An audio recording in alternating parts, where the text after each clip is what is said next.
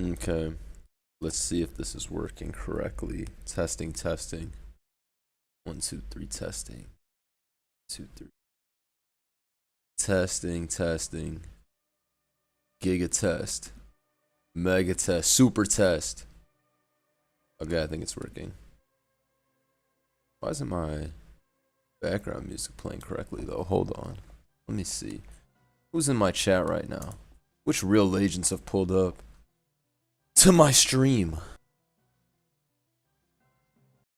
I must know. We have to know. We have to know. Who pulled up for some epic Mons gaming? Let me turn this bitch up. True. It just became Wednesday, which is why I just went live, because it just became Wednesday.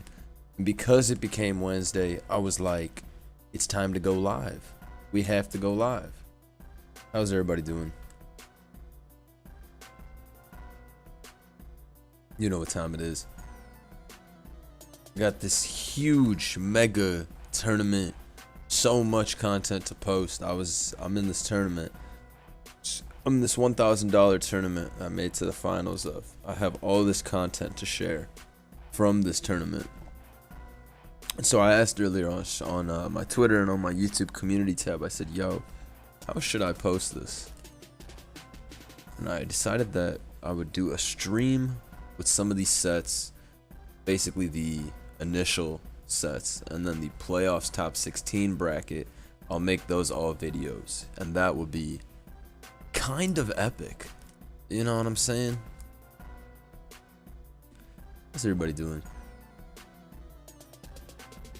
Blunder, don't let them ban sleep. You know, I don't think anything is gonna happen to sleep. I don't think anything's gonna happen at all. So I don't think you have to worry about any type of sleep ban. I think what will likely end up happening is there will be a decision on whether or not Darkrai is broken or not, because that is, I don't think sleep is broken. Also, I don't think yawn should be punished, because yawn is not a sleep move. Yawn is a phasing move. And if you go to sleep to yawn, well, you were backed into such a corner that you probably lost anyway, bitch. You know what I'm saying? So, I don't know. I don't like the fact that yawn would get cut. And I mean, all the things I said in my video, I do feel. I know the idea of banning hypnosis is very, like, inconsistent with the way tiering works. So I wouldn't expect that to ever happen. That's just my own personal view. However, this shit is okay. Shout out James Jones. Can't see this because I'm working in 5 hours, unfortunately, but I'll catch the VOD later. Hope you do well, my guy. Good night, fellow legends. Shout out to James with the dono. Appreciate you. We're on the way to 700 members. I know y'all are tapped in. That tournament content, that's that fire. That's that super fire. Make sure you like the stream, guys. You know what time it is. We're in here. Blunder, you got your Taco Bell ready? I had Taco Bell the other day. That shit was so bad. It was so bad. It was so not heated up. I don't know. It was bad though. I was like, oof. Afterwards, you know, I was kind of paralyzed afterwards. Hypnosis complex ban makes the most sense. The 3-mon sleep is most annoying on his Darkrai, Val, and Ninetales. Yeah, I would agree with you for sure. Ninetales and Darkrai are the biggest nuisances to me. Valiant Hypnosis I always felt was like, what are you doing? Because there are times when it'll work and it'll be epic, but most of the time, Iron Valiant is one of the best Pokemon on the field, and you need all the moves that it can get. You don't want to risk running something like Hypnosis, which isn't even a consistent move, especially because Iron Valiant just does so many things. You can run Destiny Bond, Encore, whatever the case is. Shut up, Kyogre, for 3 months. New year, new agency. Happy New Year to everybody in the chat. It's been about a week and a half of 2024. Chat, tell me right now, how has the new year been going? Is it good? Is it bad? 10 days. You know what I'm saying? Today I discovered my very own opinion on sleep mechanics by watching a certain agency video. True. Well played. Shout out D in the chat. Appreciate the sub. We on that grind for the year? We are on that grind for the year. It's no doubt. I got a new GF. Glad to hear that, Gabriel. 2024. You bossing up. I'm in December 40th, 2023. Give me a sec. I'm gonna get this guy out of here. He's crazy. I've reached my OU peak this year. I thank the agency. Now I really like hearing that. I really like hearing that. 2024, you all are getting higher up on the ladder, all right? Whatever your ladder peak is, you need to add 100 points to it, because that's how we're coming for 2024, okay? No scrub talk. No scrub talk. Today, somebody commented on my video that I left a dislike because you said this is not a scrub-friendly channel. And you know what I said? I doubled down and I banned his ass off my channel. Let me reiterate. This is not a scrub-friendly channel. Alright, I'm going for 1950. That's what I like to hear. That's what I like to hear. This is a true story. This did happen earlier. 2024, I'm hitting 3,000 on the ladder. Fuck all this. Oh, you're like that. 3,000? You're crazy. 3,000? You're crazy. If you hit 3,000 on the ladder, I gotta shake your hand. And I gotta study your brain for science. Shout out Sump. Welcome to the agency. We on the road to 700. We ain't TLC, but we don't want no scrubs. I'm telling you. Being a scrub is a mindset, though. Being a scrub is not based on your ladder rank. Being a scrub is a mindset. It has nothing to do with ladder rank. Remember that. Remember that. Remember that. Alright, so let me give you guys a little backstory on this tournament. Shout out Rayon in the chat. Are you going to try Radical Red? 4.0 came out recently, and it's fire. I gotta tap in. I gotta play that. I've just been playing Fortnite lately with Swave, CTC, Joe. You know what I'm saying? We've been playing a lot of Fortnite. Playing a lot of Fortnite. I gotta stream it soon. I gotta stream it soon for sure. I've been saying that I would stream it. I will though. I will. I haven't played anything else. I downloaded this one game, but I haven't played it yet, and I probably won't play it for like a very long time. What's that shit? Red Dead? I never played it, but I'll probably play it in like a few months when I have more time. For now, though, you know the agency only consumes Fortnite and Pokemon, aka the two best games, maybe of all time. You feel me? So this tournament here. This is a tournament that I was invited to play in. I think. Was it a tournament? Was it an invite or did I sign up? I don't remember. Was it a tournament? No, I signed up. But then only some players are picked. So I guess it is an invitational in that sense. I don't know. Whatever. So it was a tournament hosted by a old competitive Pokemon player named Ojama. I teamed with him a few times in different Smogon tournaments. He was hosting this $1,000 tournament. And the way this tournament works is that you sign up with one of your friends. And it is a best of 3. Okay? Generation 9 OU, Generation 8 OU, and Generation 7 OU. So there was a bunch of different signups, and each pairing was picked. You know, they tried to pick the best players, and then some players I think had to battle to get into the tournament, and then whatever the case is. So I joined with my buddy Star Master, and so cause I was asking my bros, I was like, yo, who wants to play this tournament with me? And all my bros were like, I'm not trying to play this shit. And I was like, you guys are ass. Who wants to play with me? Come on, someone step up to the plate. And my boy Star Master was like, okay, I'll play with you. And I said, oh. And he's very strong, so I was like, okay, this is a good partner. Played him a few times in tournament before. We've always had some great games. He's one of the best players I know, one of my good friends. So we teamed up for this battle. On the other side, actually, I don't even think this is the first series. Hold on. This is the first series. Hold on. This is the first series. You already know I got the trusty 6 in this bitch. Look at this 6. I know a lot of you just got PTSD, but this game is from November 11th. This shit's 2 months old. I know a lot of you just got PTSD from this. It is what it is, and it was what it was. You know I had to bring the big guns. You know I had to bring the big guns. This is the greatest team of all time, and there's no doubt about it. This is the best team in Gen 9. Deal with it. This shit is crazy. Shit is crazy. But anyways, so the way this tournament was structured, right? And the way I'm going to be uploading this. The way this tournament was structured is there was a pool stage. A pool stage with you and 3 other groups. So the group has 4 teams. Whichever 2 teams have the best record at the end go to the playoffs. And then the playoffs is a top 16? Yeah, top 16. And then the winner is chosen from that. So what I'm going to be showing you guys on stream today is the pools part of this. Where we had 3 different series. 3 different series. Yeah. And then there were 4 series and playoffs. Grimlock 72. Blunder trolling. He actually teamed with Lavos. I did team with Lavos. Did you know that? I did team with him. I teamed with him the year before he went crazy. And he was so fire on my team. He was cooking everybody. That was my boy before the great insanity. However, that's that. And this is now. So, RIP. RIP to a legend. So, let's get right into this. So, this was the pool stage. So, me and my boy Star Master, we're in the lab thinking, what do we want to bring to this battle? I tell him, bro, if this Gliscor Skeletor shit is legal, I think we have to bring that team. And he was like, you're spitting. So looking at our opponent's team, they have a pretty difficult team for a balanced team to deal with. Weavile's annoying because knockoff plus triple axle hits the majority of the team super effectively.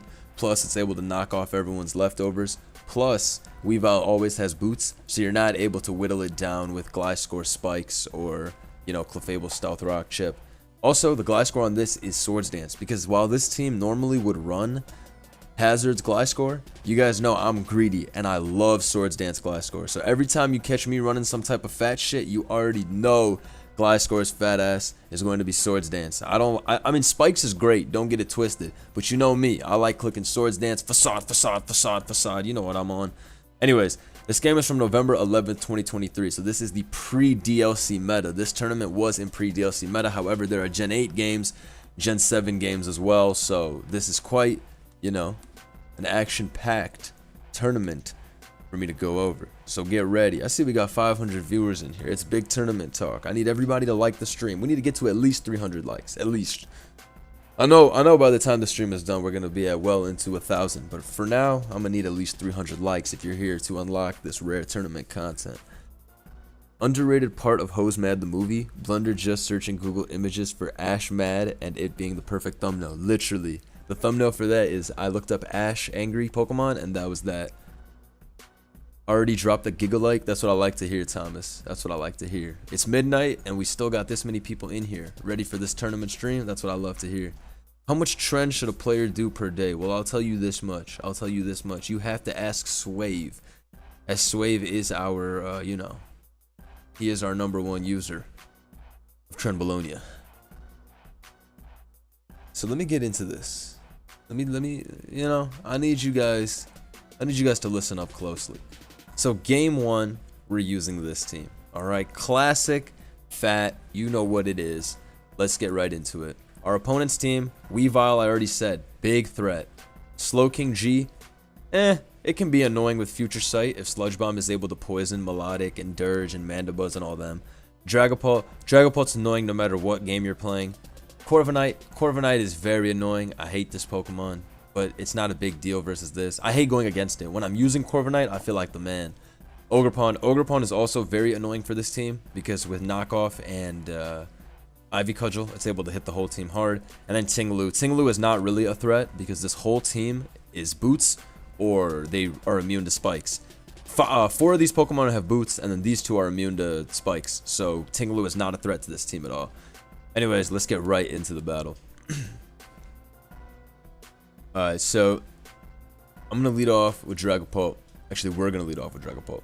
So the way this tournament works is that me and my boy Star, we basically pick the team, and then we're basically battling together. I don't think we played in a call, except for in the playoffs. Because in the beginning, we were like, this should be light work. We can just type to each other. And so, basically, that's how we were communicating when we played this. I thought it was really interesting the way this tournament was made. You know, I have never been in a serious tournament where you play with another person and you guys are picking the move together. Yeah, in video, I play with CTC and Joe, but I'm pretty sure you guys have all noticed by now that all of me, CTC, and Joe have a vastly different play style. And because of that, we all argue so much in the vid. It makes for easy content, great content, and we're all great players. But we all do have pretty different play styles, especially me and CTC. I know me and him have very different play styles. So, surprisingly enough, I felt like when I was teaming up with my boy Star that we had a very similar play style. A lot of very aggressive playing, very like, you know what I mean? I don't know, but I just felt that we were very on the same page with most of our plays throughout this entire tournament. And so teaming with him was cool. I thought this was a unique experience. I would definitely play a tournament like this again. because you know I didn't know what to expect from a tournament like this where I was with someone else. I was like, oh, what if we have polarizing opinions? And in this tournament, we saw like some great players that signed up together and then lost in the pool stage.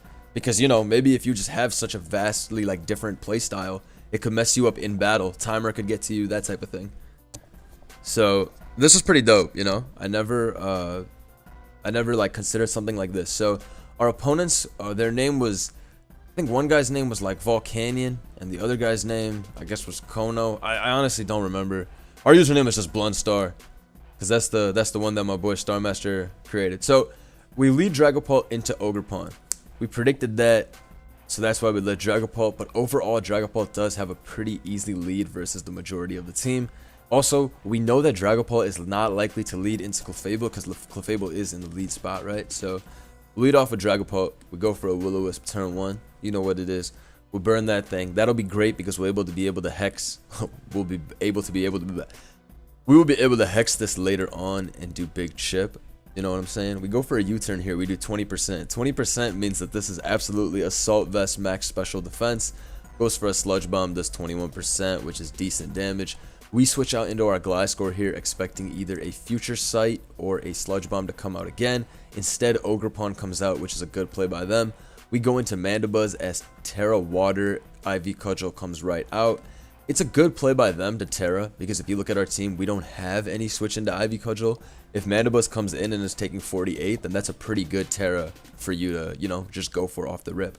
They go for it again, it does 42% as Star and I elect to go right for a foul play. So when we were discussing this turn, we took a little bit of our timer, not too long, maybe like 30 seconds, but we were like, dude, I feel like we should just foul play. If we roost, we're just going to get crit. So let's just go for foul play and get the 50-60% off and go from there. So we do get 60% off, which is nice. That means we're going to be able to kill this with Dragon Darts later. And, you know, just in general, threaten it with different moves from our team. Earthquake from Gliscor also might kill it at this range now, so we can force some different stuff. Knockoff comes out, kills our Mandibuzz. That's that. We realize that we have to now deal with Mandibuzz being gone, but it's not the end of the world. Dragapult comes in, Slowking comes in as we go for a Dragon Darts, and that shit does a lot to Slowking. Takes it down to 52%.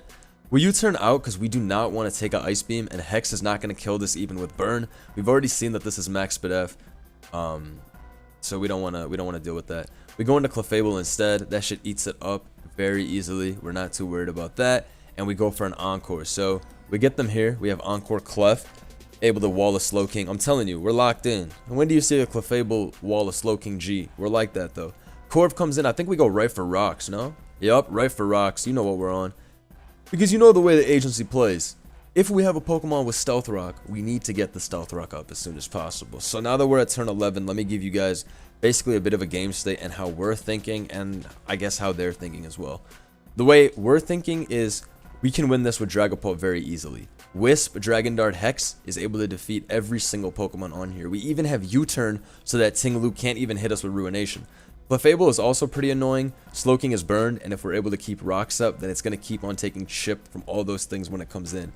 Dirge is pretty decent too, because Ogre Pawn is at 40%, so Dirge can be very annoying as well. The Dirge on this team is Terra Water, so if we kill Ogre Pawn, that's a great Terra for us to go with. Gliscor is Swords Dance. Gliscor can win this game, but Gliscor will not be able to win this game until we eliminate Corviknight, so that is kind of how we're looking at the game. And now from their perspective, Weavile and Ogre Pawn are still the biggest threats. However, Ogre Pawn is at 40%, so it's not too scary. It's not too scary. You know what I'm saying? I see y'all in the chat. I see y'all in the chat getting mad. Not even half of the agents have liked the stream. Well said, Egg, in the chat. Guys, like the stream if you haven't already. Dang, we already have 700 viewers. They starved for that tournament content. I understand. I understand that the average agency intellectual can only take so much of watching me beat down on the 1700s bullshit. I understand, agency. Your anguish has been heard, and I will be giving you the content that you so desperately need, require, and I'm required to create such content. All right. So Clefable puts up the Rocks as Corviknight comes in, goes for the defog on us, which is about what we expected. We go for a Moonlight because, you know, you want to have HP. Weavile is a big-ass threat for this team. It blows up everything except for our Clef. We basically know Dirge or Gliscor has to Terra, or Weavile's going to go Brazy. There's nothing we can do. U-turns out of there, ends up bringing in our Slowking G as we just go right back for our rocks. This is fine for them though because they're able to just recover HP on their Slowking and we're kind of forced out. However, Dragapult comes in here. I'm pretty sure we're U-turn, expecting Ting Lu to come in. Let's see. Yeah, we U-turn out, which is nice because now we don't have to deal with the future sight bullshit. Now our Gliscor's in, ready to Swords Dance. You know what he's on. You know what he's on. But first, we knock off his heavy duty boots because we want that thing to take rocks over and over again.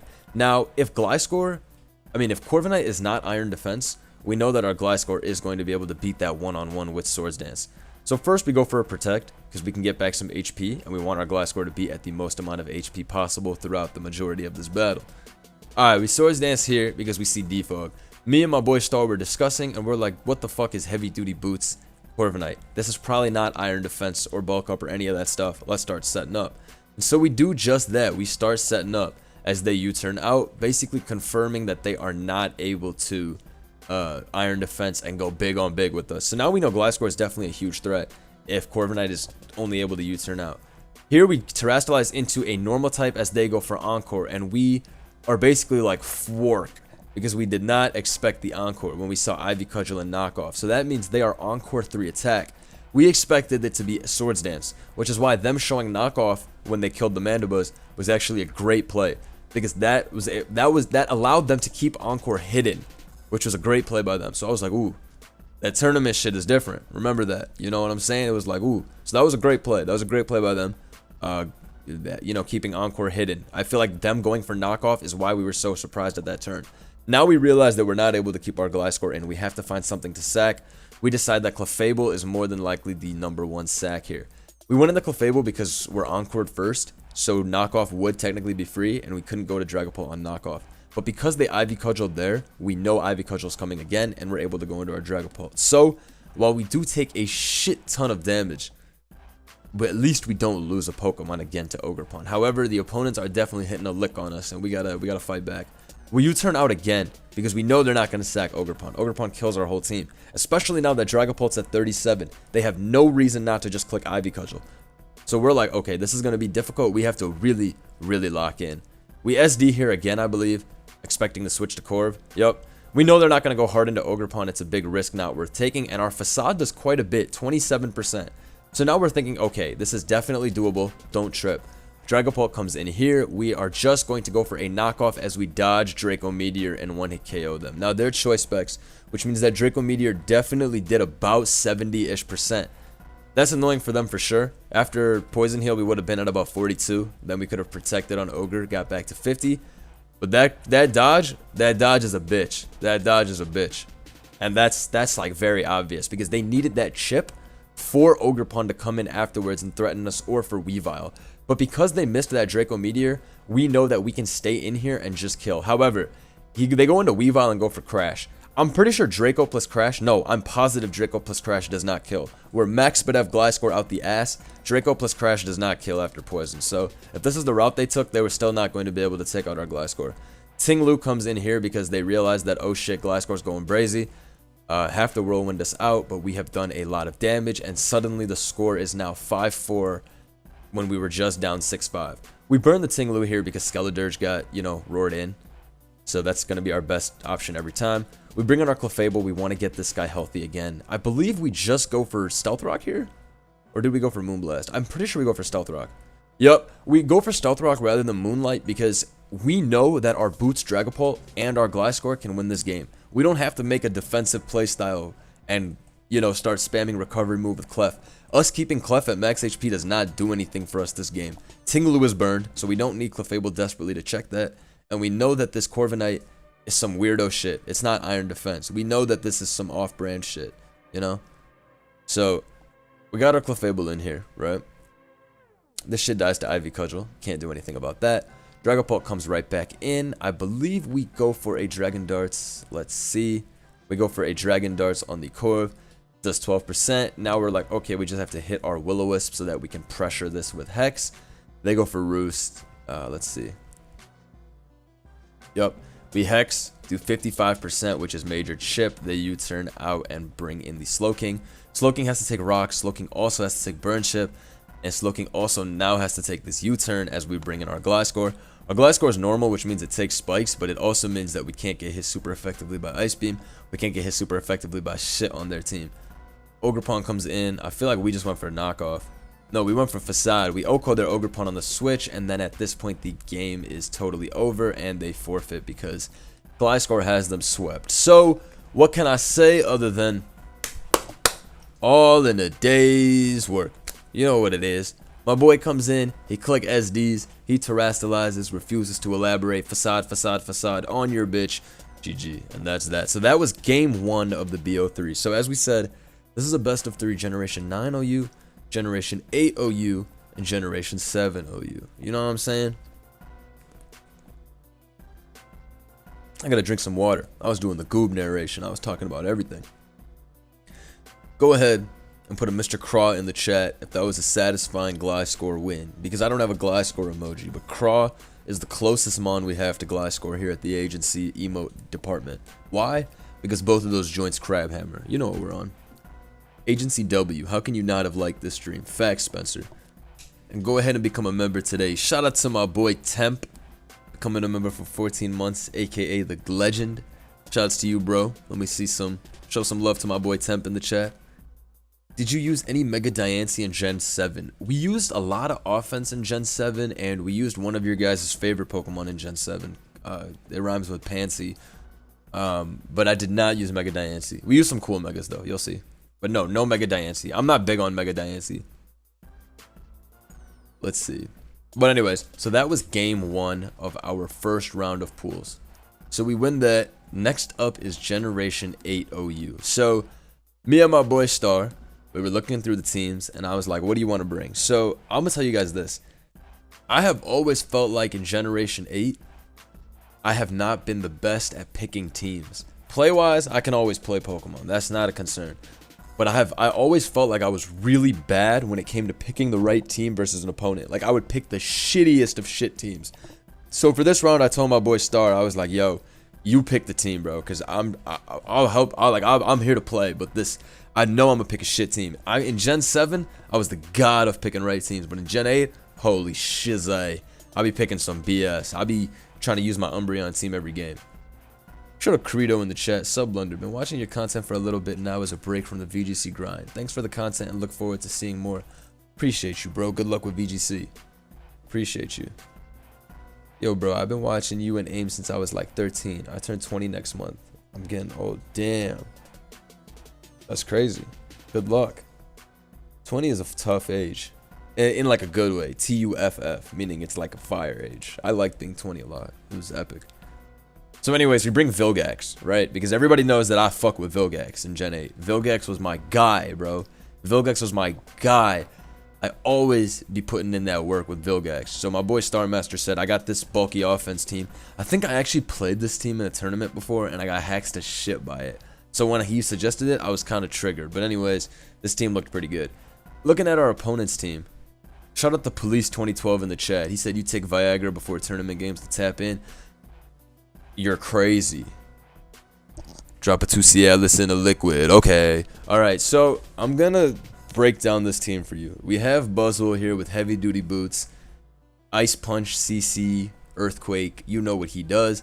You look at their team. Buzzwole walls 4 joints, Ferrothorn, Zero Aura, Weavile. If Gara doesn't have bounce, that shit's getting walled. Landorus' dumbass is getting walled too. So when we looked at the matchup, we were like, oh my god, Vilgax is about to go fully Ben 10 on his bitch, and they're not going to be able to do anything about it. So we were pretty pleased when we saw this. Hidden power doesn't exist in Generation 8. So when we saw Volcarona, all we could go was knowing that Heatran was about to smoke that pack.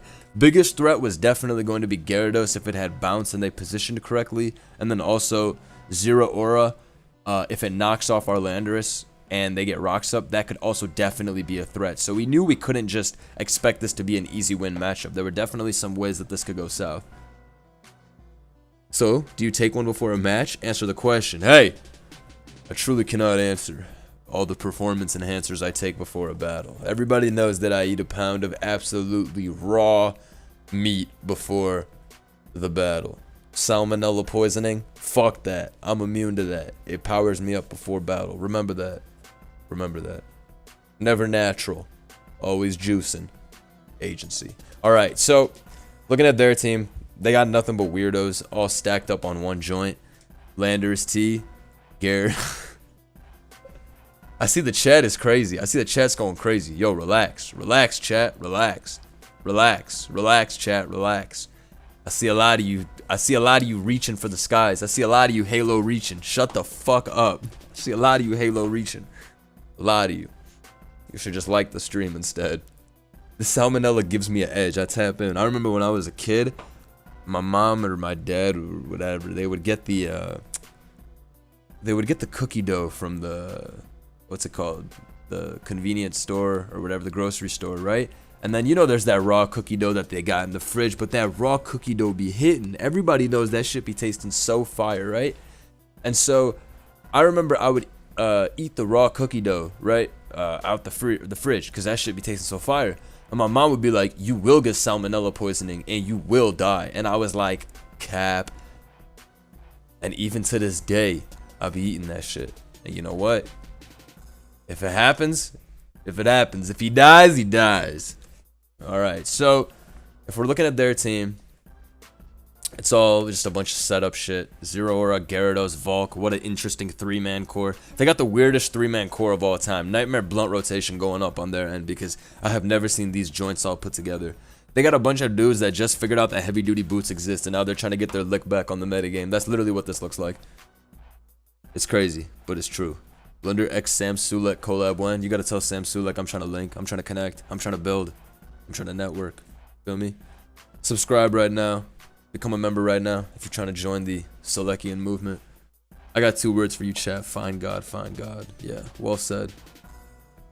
Alright, so let's get into the game. I don't even remember this game that much, but I do remember it. We lead off with Buzzwole predicting their Weavile lead, except we didn't really predict their Weavile lead. We predicted that Buzzwole would lead off well versus 4 out of the 5 lead possibles.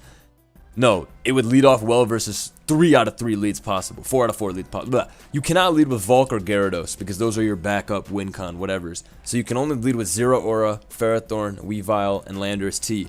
Unfortunately, all 4 of those douchebags lose to Buzzwole. So we knew Buzzwole was the perfect lead. Boom! That's how you determine a lead. Just like when you're playing a Pokemon battle, you know Dragonite's not going to lead. And if it does lead, well, you know it's Choice Band. So get ready to get outraged, pussy. Alright, so we lead off with Buzzwole. Easy money. You already know what we're clicking turn 1, boy. Toxic. A lot of y'all would click CC thinking, oh man, free attack. No, boy. I already know they want that flame body. Now watch this. Turn 1 Toxic. What you think is happening turn 2? What do you think is happening turn 2? No. Boom. Ice Punch right off the rip. Why? Because we know they're about to overpredict the Heatran. We're like that. We're like that. Free chip. We're like that. So, you know, we're off to a great start already. We have Poison to the Volcarona. We've gotten Chip on the Gyarados. Hallelujah. Hallelujah. We switch out and we bring in our Ferrothorn here as the Gyarados goes for a Dragon Dance. Volcarona now comes in as we go for a Gyro Ball. We do 25%, which is nice. Volk is at 64%, so we're not too worried. We switch out here and we go to our Slowbro as Ferrothorn comes in. We get off a Future Sight as we get knocked off. You guys know what this is. Basic Generation 8. Heatran comes in here. We know we're going to be able to get our rocks out for free if we want, or we're going to be able to Magma Storm. I feel like we clicked Magma Storm. We clicked Magma Storm, but we missed. Arrgh! Anyways, we missed Magma Storm, which was kind of a bitch, because, you know, we would have had this shit down to like 50-40%. But, you know, Magma Storm is not an accurate move to begin with, so you cannot expect too much. They Toxic on the switch as we bring in our Slowbro. Stealth Rock go up as we just teleport out. That way we're able to get a free switch into our Weavile, which is good and dandy. Ferrothorn comes in here. You know what time it is. We go for Icicle Crash. 24% is like, bro, what? Switch out going to Slowbro, because you know what it is. You can't let that guy stay in and take a knockoff. If Weavile takes a knockoff there, it's Jover for us, because if rocks go back up, our Weavile's not going to be able to consistently deal with some of the threats on this team, you know? Lando, when he didn't have his moveset stolen from him. I know, right? It's crazy to see Landorus with Toxic again. Remember when Landorus was confined to running a 252 SpDef EV set? They had my boy walking around with 382 HP, 284 SpDef stat. I was like, bro, free my dog. Free my dog. Stop domesticating him, turning him into a SpDef wall. This is not fair. My boy was not meant to do this bullshit. At all. He was meant to Sky Strike. He was meant to Stone Edge. Don't do that. Anyways, Slowbro comes in here. We're like, okay, we can just get off a teleport. No, they have Power Whip and we fucking die. We were like, oh, shite. I think it was a roll to kill us, but that was a whack play by us anyways. Hazards were up though, so we were a bit confused at what to do. However, it wasn't the end of the world. Our Lander's T has defog, so we know that we can defog at a later time. We also know that if Heatran hits its Magma Storm, it's still a big threat to their team. So here we decide to go for rocks because we already missed a Magma earlier and we do not want to miss another one. It's better for us to just go for that. The EQ on the switch to our Buzzwole, you know what it is. Buzzwole's in here, applying big press. Bringing Lander's T here. I believe we expected Volcarona to come in. They bring in Ferrothorn, whatever. I think we're going to go for a defog. No, we go back to Ferrothorn, right. I guess we didn't want our Landers to get knocked off yet. We bring in Ferrothorn, we get knocked off. We know we mainly just need Buzzwole as means of winning this game. Volk comes in as we go for a knockoff there. We catch the Volk, but they burn us, which is like, bruh, not our Ferrothorn. Gyarados comes in here as we go back into Heatran. Okay, not a big deal. Heatran continues to take chip, but Heatran's utility on this team goes down if Volk is dead. And Volk is poisoned at 30, so it's literally dead. Here we go into our Buzz because we're thinking they do not have Bounce at this point. Now here the most insane play in the history of Pokemon comes out. Now I actually very clearly remember this game. Our opponents realize that Volcarona dies to hazards and Buzzwole is about to kill every single Pokemon with Ice Punch and Drain Punch and Earthquake. So our opponents look up to the sky and they say, God, please, we cannot be eliminated from this tournament right here. And they fucking Ice Fang and freeze us. And when this happened, me and my boy Star were just like, question mark emoji? What? However, you already know that sinister shit immediately happened as a result of this. Yes. Yes. I know, how is that even possible, right? So, yeah. Basically, that's that. I don't even know how that's possible, bro. We switch around and shit, but at this point, it's not really possible to be won. Our Buzz had it. We also had Ice Shard and shit, like, we would have won. I think we just forfeit. We'll be going to Weavile. We see if we live, but Weavile doesn't live. And that's that. So that's that. We say GG though like some gentlemen because remember, it's all part of the game, baby. And it always pays itself back tenfold. Remember that. However, that was pretty funny. I'm not gonna lie. Even when the game happened, we just started laughing. Like, obviously we were like, fuck me type shit. Because you get mad, obviously. But when it happened, I literally burst out laughing. I was like, dude, who the fuck goes for Ice Fang, does 11% and gets the first chance freeze? I was like, bruh. That is so not agency. It was crazy, but it's true. Let me see some Seismitoads in the chat right now. I would have asked for some Mr. Cross, but we need to see some Seismitoads because we need to invoke the power of Seismitoad for this game 3. Alright? Let me see some Seismitoads in the chat. Let me see if you're a real Toad fanatic. 1,000 people in the chat. Let me see some W's. 1,000 people watching. We love to see it. Make sure you like the stream, folks. Make sure of it. We're gonna hit 1,000. We're gonna hit 1,000 likes on this stream right now. And make sure you subscribe if you haven't subscribed already, so you don't miss my next tournament stream. Because I'm not gonna be able to finish all of these BO3s in one stream. So make sure you tap in for the rest. Shout out Jacob in the chat. He said 1,000 people, 505 likes. Something not adding up. I'm telling you. Also, if you became a member or got gifted a membership, make sure you integrate your YouTube with your Discord account and join the agency Discord. I'm trying to see all of y'all in the agency Discord. The most exclusive Discord in the entire world. Remember that. So if you do become a member, make sure you integrate your stuff and join that. So anyways, Gyarados turns into fucking Jirachi, Ice Fangs us, does what it's got to do. And that's that. The math was not math. And now, who wants to predict what I brought in Gen 7? It's Game 3, alright? AKA Crunch Time. If it's Gen 7, Crunch Time, we have to win. What do you think I brought? Think dirty. Oh yeah. I see a lot of y'all. I think a lot of y'all thinking dirty in the chat.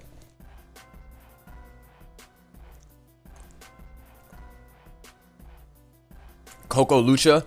It was not Coco Lucha, but we brought Coco Lucha twice in this tournament.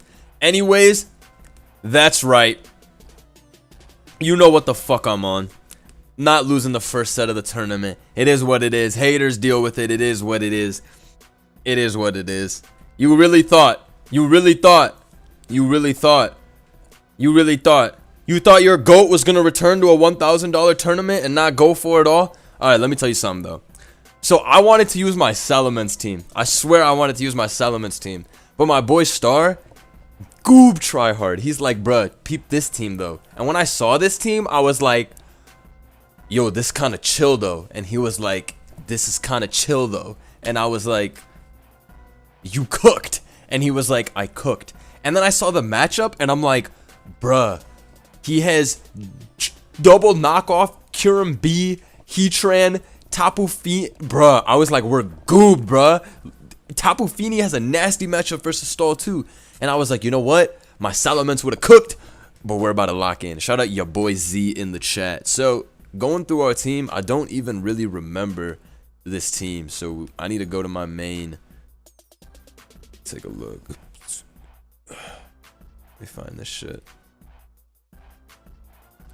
I don't even have this in my builder, bros. Alright, whatever. It's not that important. I mean, I can tell you what the sets are. The Tornadus is Z move, which is my favorite Tornadus to run on fat teams because you like the guaranteed Z move. The Slowbro's Mega. You know what Slowbro does. He Calm Minds. He fucks up on you. Gliscor Swords Dance, I think. Actually, Gliscor's probably Defog. I don't remember and I don't care. Let's start this battle off. I know this battle's shice, though. God plays in this game, alright? So get ready to cook. God plays. I knew, tourney on the line, some fat shit was coming. You know what I'm on.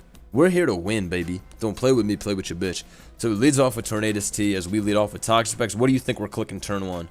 That's right, Toxic Spikes. Put them hoes up. We need Kyurem B and we need Tapu Fini limited at all time. Chansey comes in as they go for a Hidden Power, probably a Hidden Power Ice or a Hidden Power Fire. Landers T comes in here as we just go for our Stealth Rock. Now we go into Slowbro as Landers T is in. We do not want to take a knockoff with our Chansey. That would be a bad play for us to deal with. Also, if that thing were to go for Swords Dance, our Chansey can, our Slowbro can Mega and kill that shit with a Water type move. Alright, but we know Kyurem Black is likely to be the Z move because when you play Gen 7, it's usually Z move Kyurem Black. That's what they like. I have never been a big Kyurem B user in Gen 7. I used it last in like fucking 2017. And it was Life Orb Kyurem B. You guys know I was not. If you guys were there around Gen 7 days, you remember I wasn't a big Kyurem B user. I would use Kyurem normal more than I use Kyurem B. But I remember I used to not use Kyurem B like that. I used to like Weirder Dragons. Anyways, let's continue. They go for a Defog here, which is very expected as we switch into our Toxapex. So now we see Tornadus is their means of removal.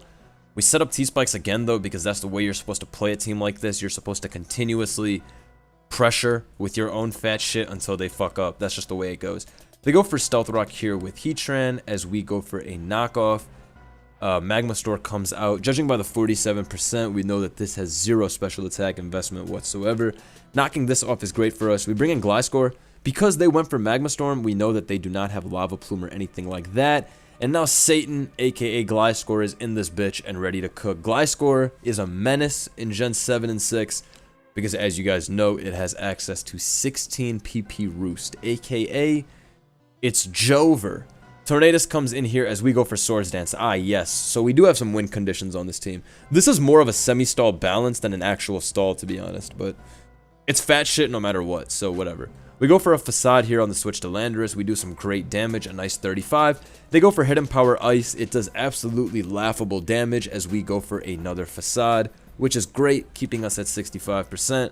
They go for Hidden Power Ice again, but as you can see, this shit is doing no type of damage. Bros, you guys remember, me and Gliscor, it don't matter what gen it is. We pulling up to the function, baby. It could be Gen 9, it could be Gen 7, it could be Gen 6, it could be Gen 5. If my boy's legal, we are pulling up to the function, and we are dancing. So, we destroy the Landers there. They realize that they brought a Gen 7 team that cannot beat Gliscor now, and they have to 1v1 slowly with each Pokemon. Me and Gliscor go way, way, way back. Come on, man. Chansey comes in here. Them bringing in Alakazam is basically them showing that they could have HP Ice, which we don't want to risk. Chansey is going to be a full-on wall to that joint regardless. We soft boil up. You know what time it is. Toxapex comes back in here as they go for a defog. Lander's T dead though is nice. It's one less Pokemon to worry about. And now we know we can Volt Switch for free with Magearna. Feeny comes in as we go for a T-Spike. Now Feeny could be a number of things. It can be Calm Mind. It could be Taunt. But it turns out that it is Defog, and they are running double Defog, which is kind of whack. Double Defog is not that good. We went into our Tornadus because we wanted to get back Regenerator, and we wanted to go for a knockoff. Also, if they went for Whirlpool, we could just U-turn out. So Tornadus was the catch-all. Kyurem Black comes in here as we just U-turn out. We're like, okay, finally they decided to bring in the big threat. However, we have Magearna, which is about as good as it gets for Kyurem Black checks. We go for Flash Cannon here as they bring in Heatran. Now Kyurem Black comes right back in as we switch out and bring in Gliscor, and we're like, oh shit, Kyurem Black is that big threat. However, Magearna is able to come in here and still pressure with some Flash Cannon. Fusion Bolt does 32, which is a lot of damage. Our Magearna is leftovers though, so it's definitely middling on their end. We Volt Switch as they switch to Heatran. We know they're not going to stay in because we just saw them do 32%. Magearna's walling that Kyurem Black like it's nothing. They don't have Earth Power, so that's pretty nice. Earthquake on the switch to Tapu Fini. We do a nice 21%. Tells me this Tapu Fini is defensive bold out the ass because 21 is way too little. But Torrent is back in this bitch. You know what time it is. U-turn, knockoff. You know what we're on, man. We need to make sure that everything is pressured. Everything is, set correctly. We have a pretty good matchup in this game. So as long as we don't choke, as long as we don't get impatient, there should not be a way to lose this battle. When you have a good matchup, you don't get impatient. Here they go into Alakazam because they're getting frustrated by the fact that we just keep switching around and U-turning, which is literally our whole objective this game, was to just troll, switch around. This game is very hard for us to lose. So the point is just to wait for them to make a mistake rather than for us to make some try-hard play. There's no reason. Heatran comes in here. We U-turn again. Shit is firmly in our court. We haven't given them the ability to set anything up. And now finally we've taken the initiative. We finally got our Gliscor in. We SD as they bring in Kyurem, which is a good switch by them. Magearna comes in as they fire off the Z, which is great for us because the move is finally gone. However, 45% is crazy. Here they go for Fusion Bolt, but you already know we click Pain Split reading their life. Let's get back that HP. Come on, man. They go for Fusion Bolt again, but we expertly kill that shit with a Flash Cannon and retain 21% HP rather than being at like 8%. So that Pain Split, write that down. Write that down. Chansey comes back in here as HP Ice comes out. They try to catch our Gliscor, but when you have Cheese Chansey, you're not going to do anything like that. We go for Stealth Rock because that's free. They go for Focus Blast again as we just soft boiled up. This fat ass is able to just... This fat ass is extremely good in Gen 7. I've always said it. I don't bring it too much to tournament back in the day. I really never brought this thing too much, but it was extremely good. I had some Chansey offenses. Yeah, anyways, Chansey is a big threat. That's a fact. We go for Hurricane there. Miss. But we knocked off Feeny's leftovers, so it's not a threat. Also, Feeny has revealed that it's not Whirlpool or any of that shit, so we're barely worried. We go into Pex. We try to T-Spike again, but he doesn't let us. Alakazam comes in here, traces our Regenerator as we just Scald, fishing for a burn on it. We don't get the burn. Torn comes in here as we bring in Chansey. Slow, bro. Let me put this hoe on fast. Shit's taking forever. U-turn out, brings in Alakazam again as we just go for a Scald. He's trying to trace our Regenerator over and over again, but we finally get the burn. So Alakazam is now on a nice little timer. Rocks go up. Not soft-boiled. Interesting. Torn back in on knockoff, but we are Z-move like we told you guys before. Slowly and surely we will win this game. Heatran's been knocked off. We get an extra 3% there. We kill the Heatran with not Earthquake, and they forfeit, and that is a Schmixo.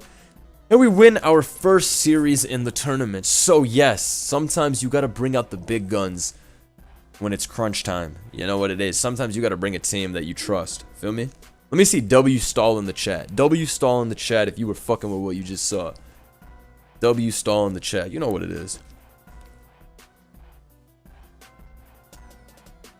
Justice for Vilgax is funny. One, but at what cost? Everything. You know what it is. W Stall in the chat. W Stall. Why did they stay in at the end?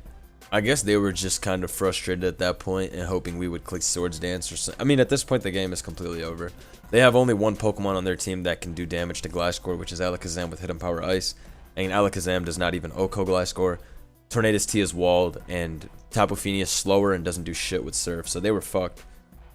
7 ways to Sunday. After the freeze, that's a W stall. Exactly. You also got to realize something. After what just went down with their Gyarados from Hell, we knew we had to bring out the big guns. There was no question about it. Feel me? There was no question about it. Alright, bet. Let's continue. Are you guys ready? This is a lot of content. How long have I been going for? 50 minutes. Damn! That's a lot. Mega Goobage. Big ups to Blundstar. Why thank you. Why thank you. Getting owned by Gliscor Fat in Gen 7 deserved after that freeze. Anyways, next series we decided to go on the polar opposite. After bringing Melodic Gliscor Fat, we were like spin them with a Sticky Web team. Now, I don't use Sticky Web much in a serious setting. I have never brought Sticky Web to no tournament game. Because when it comes to cheese, I don't like Sticky Web as a cheese option. I like grassy terrain, I like sun, I like weather as a whole. As you guys know, I've always been into weather teams. I like dual screens, but I have never been fond of Sticky Web, except in videos when trying to make some shit like Araquanid work. So, I had this team for my boy Star. We didn't really have any Gen 9 teams at this time, I remember. So, this is the Teal Mask meta. This is November 18th. So, just so you guys know, this was pre-Sneasler ban, which is why they're running the very standard Sneasler terrain. We're running Sticky Web featuring Sneasler. The team we're using here is flat out weird as shit. This team is so weird. I remember this one clearly. This team makes no sense to me, dude.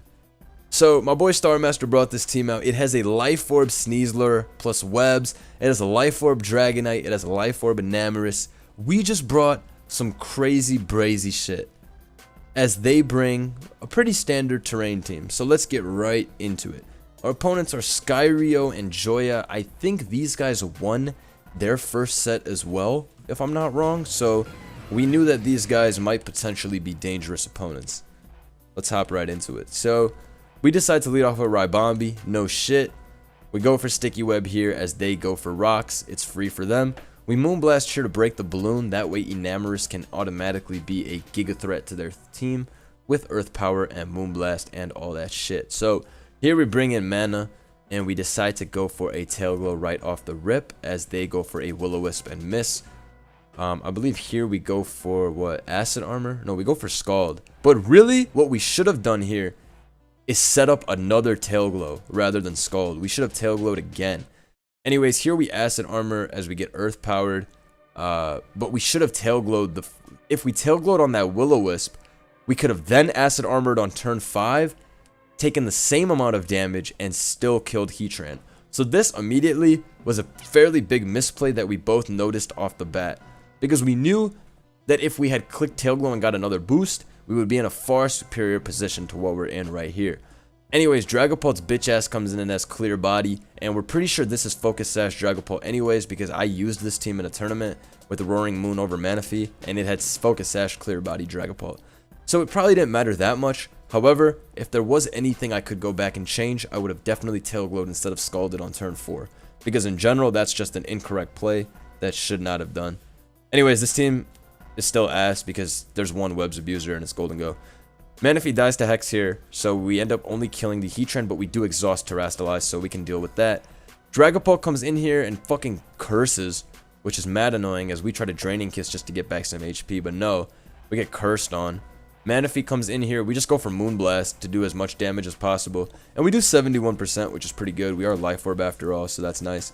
Gold comes in here, I believe we go for Nasty Plot, and we take 50% from Surf, which is crazy. But we need to Nasty Plot, otherwise we're going to get OHKO'd by Rillaboom knockoff. So, we know we had to make that play. Anyways, Rillaboom comes in here. Terrain sets up, Grassy Glide comes out, does 31% as we go for a Make It Rain and knock that shit out in one hit. Goobed, in comes their Sneasler. So Sneasler can kill us with any move of its choice, should that be Acrobatics, Night Slash, Shadow Claw. they go for Shadow Claw and knock us out. It's getting close now. We go into our Dragonite, which is unfortunately fucking a Life Orb, which is not real whatsoever. They go for Dire Claw and crit poison us because this is a very fair move.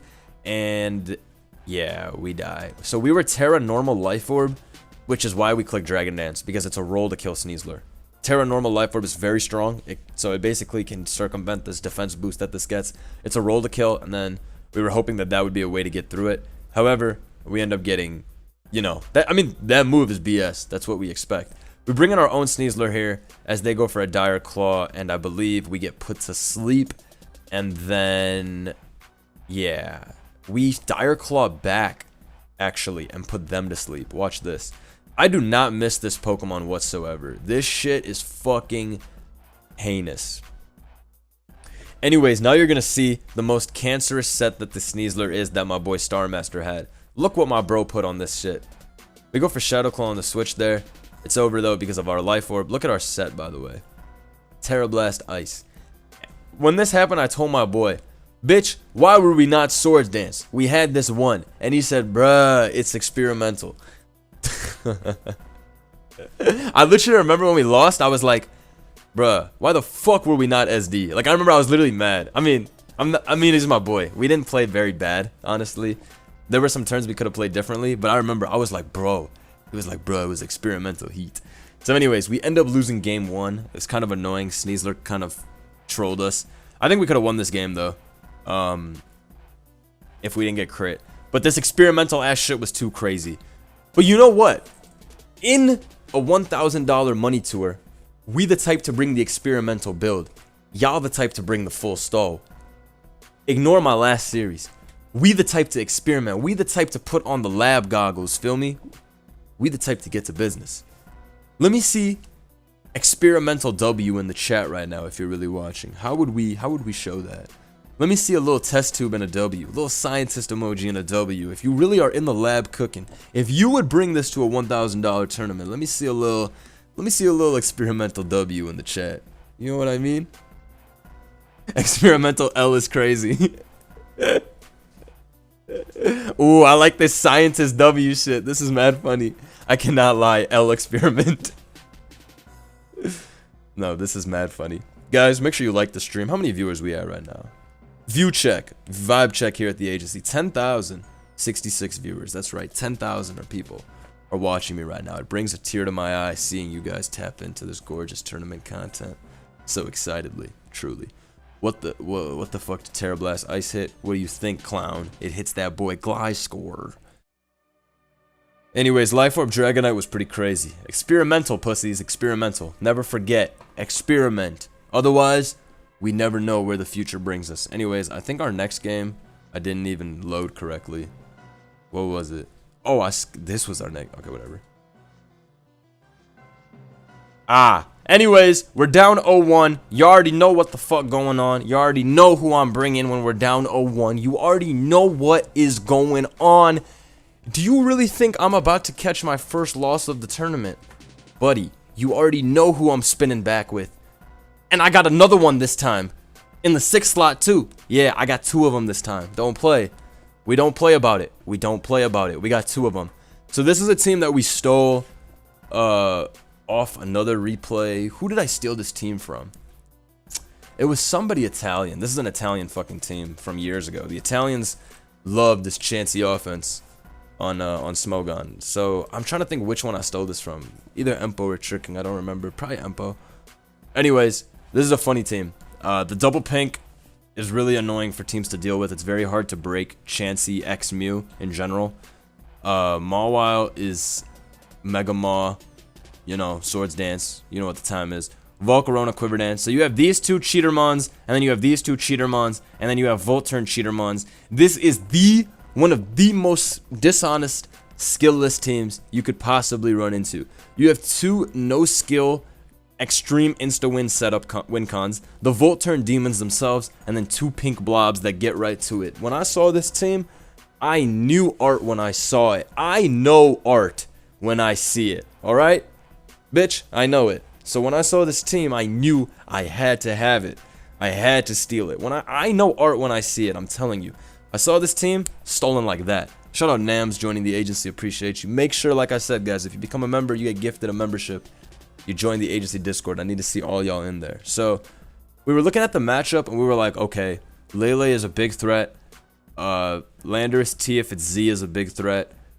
And Taunt Tornadus is potentially a threat. We have Z move Rotom with Electrium Z, I believe, and that's a pretty big threat for them too. Between Hydro Pump and Thunder, they don't have many good switch-ins. Magearna is Assault Vest on the team. I already know it's Assault Vest from Team Preview because in Generation 7, you need to have a sturdy switch into Alakazam and Tapu Lele. If they don't have Assault Vest on their Magearna, they're going to get 6-0'd by opposing Shift Gear Magearna. They're going to get 6-0'd by opposing Scarf Lele, Scarf Alakazam. So it's very obvious to us it's AV. So we knew we didn't have to worry about no Calm Mind shit. From our perspective, we know our Quiver Dance Volcarona can sweep the shit out of this team if we just play a little patient and we get some chip on Lele. Chansey looks pretty good here too. It's going to wall Mag, Rotom, it's going to wall Alakazam. And Mew also looks fantastic because it's Ice Beam, Earthquake, Defog. I specifically told Star we're going to use this team because I have a good feeling about Ice Beam, EQ, Mew. And Ice Beam, EQ, Mew does look pretty good versus this except for Rotom. So, let's cook. We lead off with Landorus Tizzle as they lead off with Rotom Washington. We go right for a U-turn. We're Scarf Landorus, so we know we're able to get that damage as they go for the Volt Switch, knowing that we're going to switch out. We got our chip, though, so we have nothing to worry about there. They bring this in and go for a Psyshock. It is 59%. We go for a Soft Boiled because that is always the play you're supposed to make versus these types of choiced attackers like Lele that you need to scout out their move before switching. It does a shit ton. We switch out and we bring in our Mew here. We get off a nice Earthquake, which I was very satisfied with because this is going to be one of those Pokemon that is able to take Mawil's Play Rough. It's able to take Rotom's hits, and getting that 31% chip right off the bat is really, really good for us. They Volt Switch, they do 18. Reason they did 18 is because we're physically defensive rather than specially defensive. Chansey comes in here as they go for a Moonblast. We know they're not going to go for Psyshock. If they click Psyshock there, we probably just lost, but I'm the Chansey god. I know what you're going to click, and I know what my Chansey is capable of beating on your team. Show some respect. He goes for Stealth Rock. I'm going for Stealth Rock. I'm Chansey. Alright, Landorus T comes in here because I was like, hold on. What if it gets shiced? They go for EQ. I never let my Chansey take a hit for no reason. Remember, I love my Chansey. I never let it go outside. U-turn out, take some helmet chip. Mawile comes in. Boom, boom, boom. You know what time it is. The boss is ready to go.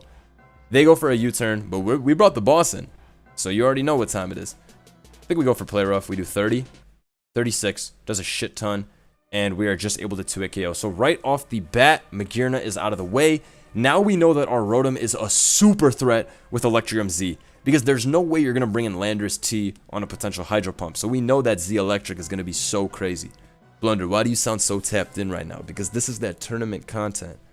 This is really in there. When I'm playing on Showdown, I really do not give a fuck about the outcome, win or lose. Well, I'd like to win most of the time, but if I don't win, it doesn't matter. This is the $1,000 money tour, and above all the money, there were a lot of names in this tour that I had to beat. A lot of players, they be talking too much shit, so I had to, you know, let them know that no, you're still bad. Remember, you know what I'm saying? So this is different, right? When you're playing against people you know, you have to beat them so they know that you're still on top. That's what it's about. You have to beat them so they know that nothing changed. So that's why that's why this tournament is important. Remember, I gotta fill this water bottle up though. I'm fucking thirsty as a bitch. Anyways, we play rough into Magearna. Great, we're able to get that thing out the way. We do have a pretty solid matchup despite the Specs Lele. Everything else on our team is still pretty good versus them. Now remember, Generation 7, there's no heavy duty boots in this bitch, right? So Volcarona is going to be taking rocks. Landorus T is our Scarfer. I don't think that's Defog. I believe our Mew is Defog. I've always liked Defog Mew. I haven't used it much in the newer times in Generation 7. But yeah, it's always been pretty consistent. We go into our Landorus here, and here, oh, this was a crazy good play. I remember this. Here we knew we would bait the Rotom. Nah, this was crazy. So here we know if they U-turn on our Scarf Landorus, we can explode on either Tornadus or Rotom and get a lot of initiative for it. Nah, this was a crazy play. We baited them. They thought they got the U-turn, but we baited them. I remember this was a tough play. Nah, that was tough. I remember. We were like, fuck it, let's just kill the Rotom. That was a good one. All right, Chansey comes in here. Lele comes in here. That's fine. Yeah, so we got rid of that shit. Rotom was annoying though. We knew if we killed Rotom, we'd be fine. We soft-boiled that one to 64, which is big chip. They double out, which is definitely going to happen as we bring in our Mew. Let's see here. Taunt comes out, which is mad annoying as we try to defog the rocks away. We knew if we defog the rocks away, it would be a lot easier for us. Anyways, they go for Psychic, showing that they're not Shadow Ball, so it's probably some Taunt, Calm Mind, or Taunt Recover set. If it was Taunt, Calm Mind, we were prepared to lose. So in this position, we were like, okay, we lost. Because this Taunt is like fucked up. Taunt, rocks are up too. We were like, okay, we're probably giga fucked. Maybe our explosion wasn't as smart as we thought. So we go for Earthquake here and we do 50%, which is outrageous because Alakazam has paper thin defenses. We go into Chansey here as they mega up and go for a Psychic again. However, we know that we can click Seismic Toss here, right? Yeah, we click Seismic Toss aggressively. Hold on. So we play the hyper offensive Chansey right now. Pressure them a little bit by spamming Seismic Toss. Switch out into our Maw. Ooh, this was nice. We figured out a way to get our Mawile in and not have to take any damage. Landorus T comes in as we go for a Play Rough. We do 54%, which is great. In comes Tapu Lele from their side as we go for what? A switch into Mew? Oh no, we go for Sucker Punch.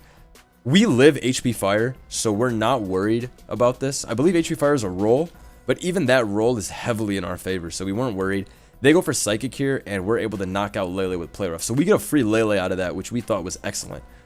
In comes Alakazam. We know we want to keep Mawile. That Sucker Punch is going to be good later on in the game. There's no doubt about it. Chansey's at 25%, meaning it walls nobody on the team anymore. We just sacked that shit. Now we know it's going to come down to some 50-50s. We bring in our Mew, but we click Soft Boiled. We know they're not going to taunt. We know if they taunt on Earthquake, they're going to get scared. So this was a 50-50. We got it right, though, because we're like that. And we Soft Boiled up. Come on, don't play with me. Here they go for Taunt, as I believe we tried to soft... No, we are... Yo, we're like that. Yo, we're like that. Yo, we're like that. Anyways, they keep recovering, and we're like, this is kind of difficult. Anyways, we're like that. They go for Recover. We Earthquake. I feel like I said Ice Beam this turn. I feel like I said Ice Beam this turn. Let's see. Yup. It does 23. I was like, yo, let's Ice Beam and try to freeze them. Because the other two Pokemon can't switch in, and if we freeze this, the game ends right here. So we're like, fuck it. Our Mew is going ham now. We're stalling out Recovers.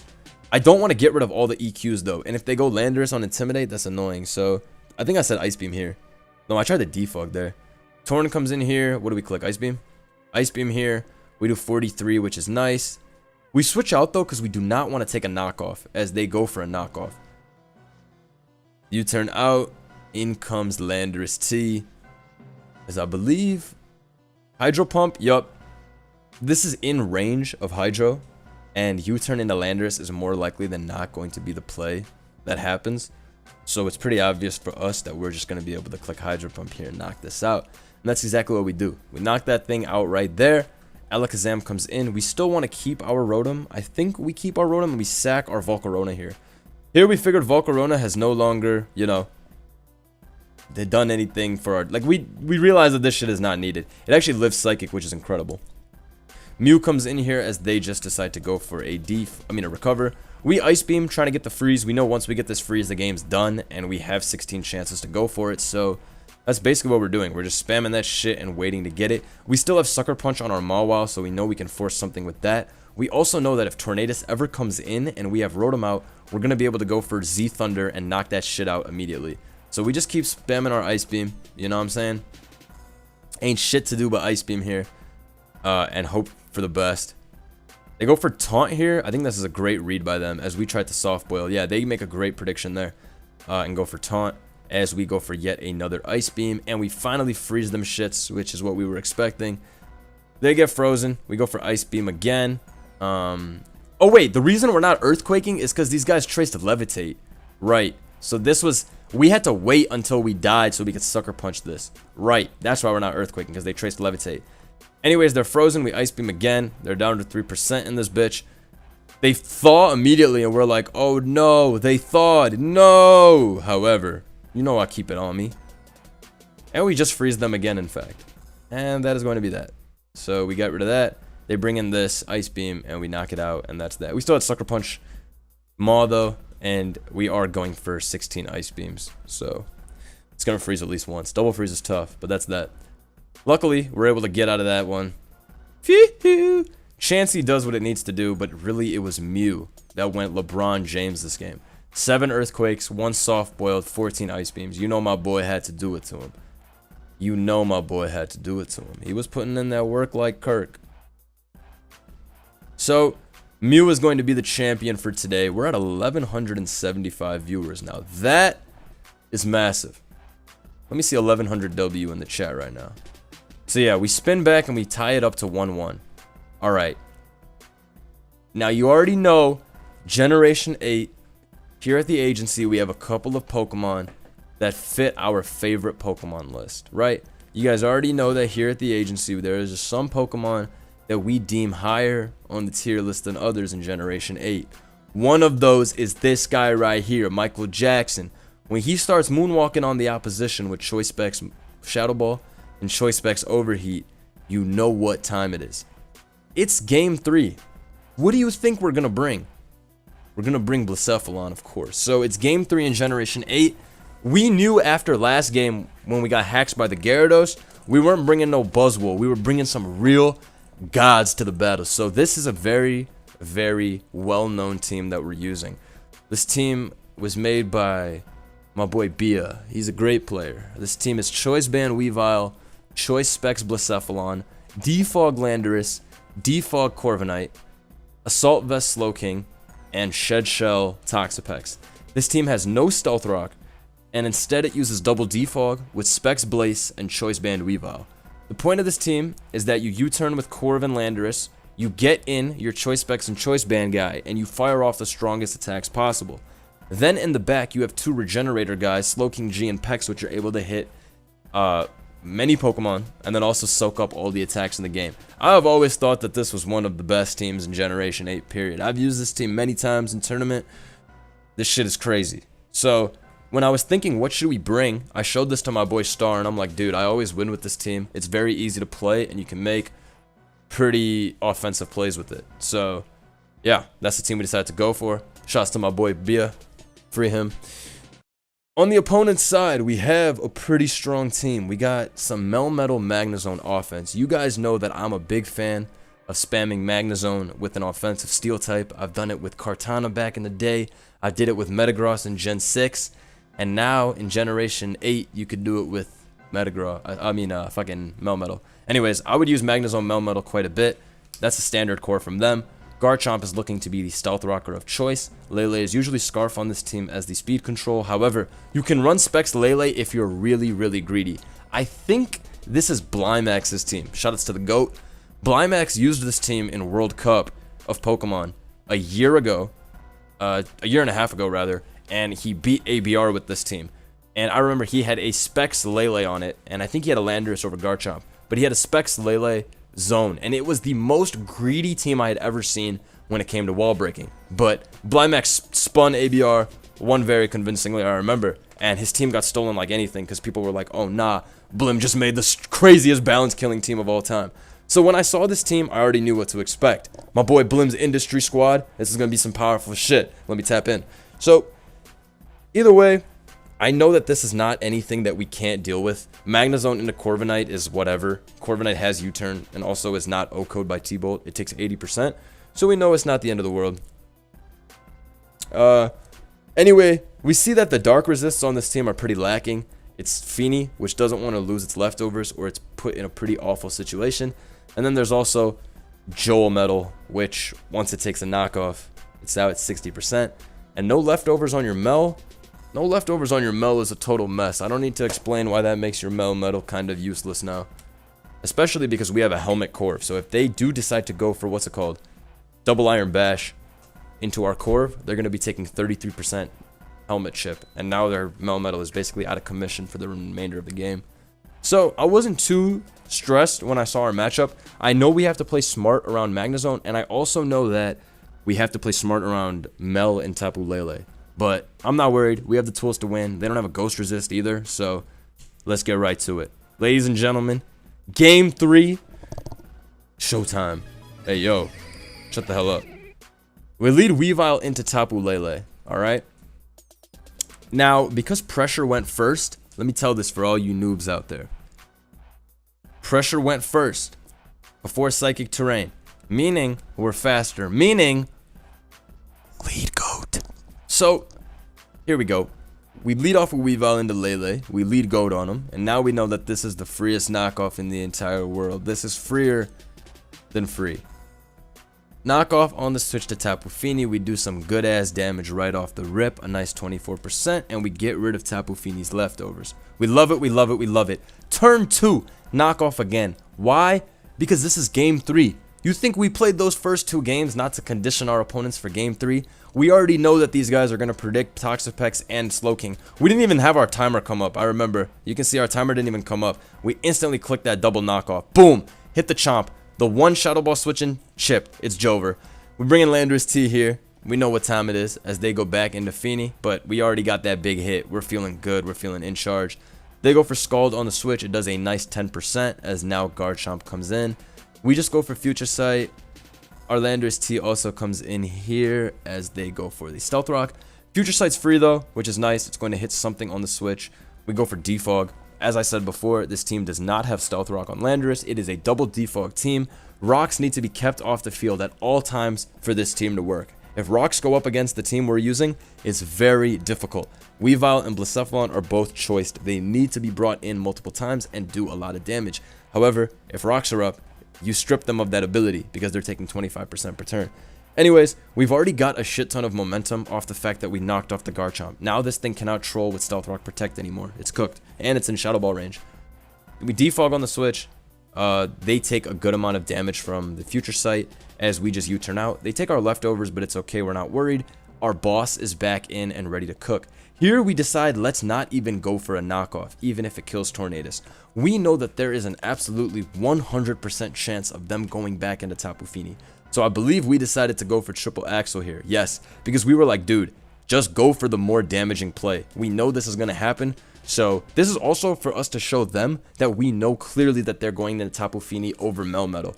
Now, from their perspective, they might be thinking, what if we went to Melmetal? Who makes the triple Axle play? But from our perspective, it was, we know you're going to Tapu Fini, which is why we're going to make this play, so that you have to think about this next time when you're making your switch. Remember, it's all about mental warfare. This shit, it's all about mental warfare. With triple Axle there, we get the bigger hit off. Toxapex comes in. They make a double out into Garchomp, which is a great play by them because now they're going to be able to put up their rocks. They know that they need to get up rocks or it's a bad situation. Here, we know that a greedy defog would set us back a shit ton if they decide to go for Toxic. So because of that, we go for EQ and we kill the Garchomp, which is excellent. I don't mind sacking Corviknight to get a defog off at all. Tapu Lele comes in here, sets up the Psychic Terrain. We go hard Weavile. Why? Because we're in their heads this game, bro. We're in their heads this game. We know they're going to try to catch the Slowking G, so we're like, no, bro. We're going to just stop all that nonsense right off the rip and bring in Weavile. Tapu Fini comes in. I think we went for knockoff. Does 19%. We know soon knockoff is ready to sweep that ass. Oh, this play right here? Oh, fuck. My bad. Hold on. This play right here. Nah, bruh. Watch this. Fini comes in, right? We know that they're still going to try and predict the Galar or the Pex. So instead of going to the Galar or the Pex, we go to the Corviknight mid-ground, knowing there's a chance that Melmetal could come out. Ladies and gentlemen, we got him. Ladies and gentlemen, we got him. It's game 3. We got him. We get the free defog off. We got him. We live that shit. Get the fuck out of there with U-turn. Ladies and gentlemen, we got him. We bring out MJ. Go for Flamethrower. Knock that shit out. They go into Tornadus T. We bring in Landorus T. Knockoff is a roll. We don't want to risk it. They go for Hurricane there as we just U-turn out. Bring back in Mr. Weavile. Go for a knockoff into Magnezone. Does a nice 41%. Switch out and bring in Galar King. As Mel comes out. Mel coming out means we can go into our Toxapex. Our Toxapex is eject button. We kept our Toxapex unused the entire game because it's eject button. We knew that we would be able to switch into a double Iron Bash at any point in the battle one time and then be brought into our Blacephalon as a result. We knew this interaction was going to happen at least one point in the battle, which is why we did not bring out Toxapex at all. Blaze comes in here, they go for a Protect as we go for a Specs Flamethrower. Blacephalon hits 600 special attack, so it's over. They go into Torn, they get crit by Flamethrower, but it was over at that point. We still do 80%. Knockoff doesn't even kill us, so we could have stayed in if we wanted to. That's GG. Michael Jackson comes in and kills every single Pokemon. You know what it is. Game 3, you know we had to turn into fucking John Cena. Another series under our belt. So now we're 2-0. We're 2-0. Pools. The two best ones. So we get out of there pretty good. And you know, Blacephalon is the GOAT. So we knew it was gonna go down this way. But no, we definitely locked in for game 3. We played that shit really well.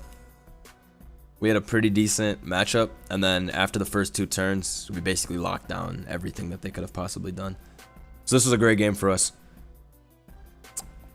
Well done, Blacephalon. Let me see. I need a Blacephalon emote, man. Blacephalon is too nasty.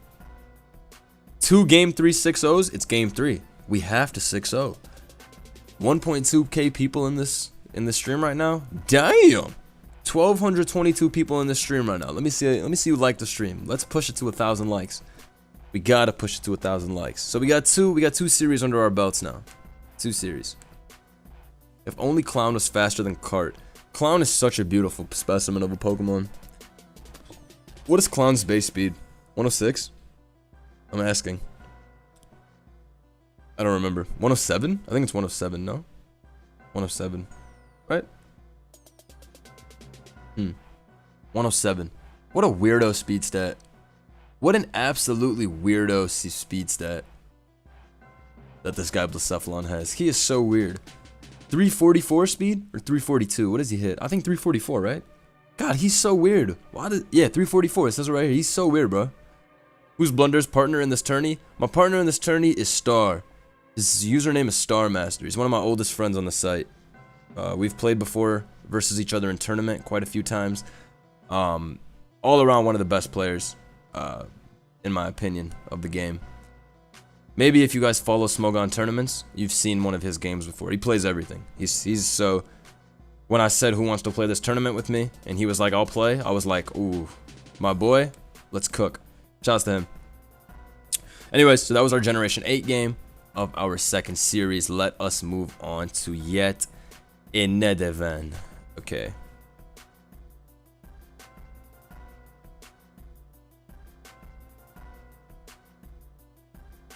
Alright, ladies and gentlemen, more to go. Lacef with Terra would go hard. Lacef with Terra, do they have that shit in Nat decks? Is that shit going hard in Nat decks? Is it putting people in packs?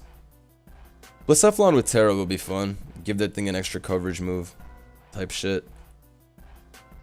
I miss Blacef, but I know we talked about it before. I feel like it's unlikely that we get Ultra Beasts back. Specs Terra Fight has no switch-ins. Specs Terra Fight would be crazy.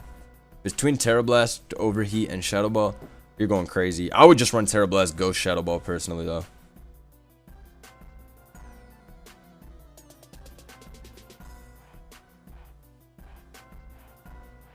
Let's see. Sneasler, Goob incoming. Yeah, we have a pretty strong team here. Terra Ghost, easy money. But Cephalon would probably end up just Terra ghosting guys, I think. I think he would just pull up to the function and start Shadow Ball spamming. You wouldn't even be able to do shit about it. That thing is really annoying. That's an annoying Pokemon. Terra with Beast Boost kind of brazy. Facts. I play Natex. I haven't seen it too much. Definitely. Stellar Clown Blast is instant Oko. Stellar would be annoying for sure. But not really, actually. Nah, Ghost Terra is the best. I'm thinking about it in my head, and Ghost Terra is for sure the best. Ghost Terra would make Scarf fucking OP as well, because Beast Boost would start going amazing. Now that you have the initial boost for your weak-ass Shadow Ball to KO whatever in front of you, and then the Beast Boost starts racking up, it's Jover. Alright, let's cook. So, the team we're using is a team that I've brought to tournament before. This team is one of the easiest teams ever to use. For reference, this game is from November 12th, 2023, 2 months ago, the DLC metagame where Sneasler was allowed and Gliscor was allowed, which is why they have it and we have Sneasler. Yeah, the point of this team is to set up grassy terrain and then swords dance up with your Sneasler, which has a grassy seed, and sweep the opponent. Not much skill oriented on this shit, just get terrain up. In my opinion, this was the worst metagame in Pokemon Scarlet Violet history. Even worse than fucking Shed-Tail, perhaps. Their team, it's pretty bulky offense, I would say, you know. Gliscor, Slowking, Chilly Reception, Cinderace to keep hazards off, Ogerpon as the wall breaker of choice, Iron Valiant speed control, and then King Gambit, which is just all around Mr. Gambit. I need some help. That's who you send out. So, looking at the matchup here, I knew that our bulk up Tusk could be pretty good, and our Sneasler could be pretty good as well. So that was definitely something to consider. We lead off with Heatran here as they lead off with Cinderace.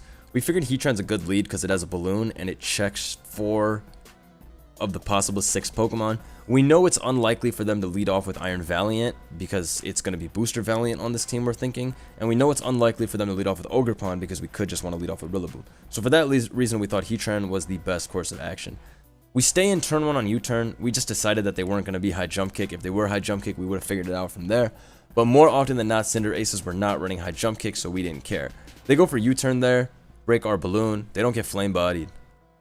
As we go for Will-O-Wisp, because this is what we figured. We figured they're gonna U-turn out into Gliscor, or we're gonna flame body or whatever the case is. We just knew that they were about to switch, so we went for Wisp on some Lord plays shit, and we Will-O-Wisp the Ogerpon immediately. Here, I think we go to Rilla. Yeah, we go to Rilla because we want to keep Heatran healthy. As they bring in their Gliscor, which is a great play by them. We are a Assault Vest Rillaboom, so we do 54% with Woodhammer here, which is some decent chip. But the golden rule of Gliscor that I always tell you guys is that if you do not one-hit KO Gliscor, you did not KO Gliscor. So we bring in King Gambit here, and we go for a Swords Dance because in grassy terrain, we do check the Gliscor. We go for Sucker Punch here, and we OHKO the Cinderace. I guess they were trying to force a potential 50-50 with Will-O-Wisp, but it was very obvious to me that they were going to go for an attack rather than Will-O-Wisp. I don't know why they brought this in. This was so obvious to me that they weren't going to Wisp or they didn't have it. If they did have Wisp, maybe they would. I don't know. I just felt like this Sucker Punch was so obvious to us and it worked out. I don't know. It was kind of crazy. Ogerpon comes in here, probably hoping to click Encore as we go into our Rillaboom, as they do go for Encore. So we're feeling good here. We've already killed the Cinderace. However, they have spikes up against us, so we do want to remove those at a certain point if we can. They knock off our Assault Vest here, which is annoying only for Iron Val. Holt comes in here. Yeah, takes some chip. Slow Kizzle comes in as we just go for a Hex, do 29% to that joint, which is not too much. But we know that it's not Assault Vest because it would have done way less. They go for a Future Sight there, which is pretty risk-free, all things considered. Gliscor comes in as we go for our rocks. Their Gliscor is really annoying because that thing is about to get back to 96% and there's nothing we can do. We go to Rillaboom because we don't have anything we can switch into the combination of EQ plus Future Sight. If we go into Gambit to take the Future Sight, it's going to take 50 from EQ, so we don't want anything like that.